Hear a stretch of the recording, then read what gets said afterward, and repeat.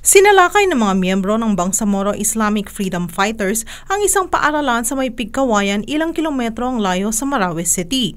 Base sa report ni Armed Forces of the Philippines spokesman Brigadier General Restituto Padilla, nakupkop ng mga nasabing teroristang grupo ang mahigit 31 na hostages.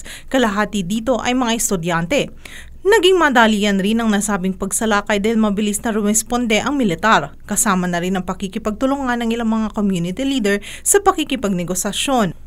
Ngunit hindi pa rin maliwanag kung meron ba o walang tinangay ang mga miyembro ng BIFF nang lisanin nila ang paaralan.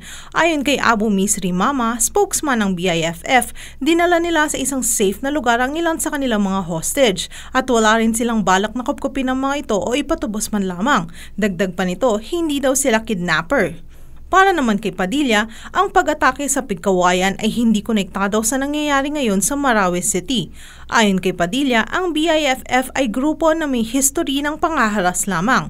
Sa magkakasunod ng mga pag-atake sa Pilipinas, sapat nga bang martial law ang ipantapat dito? Para sa kabuuang balita, maglagon lang sa www.tsrhnews.com.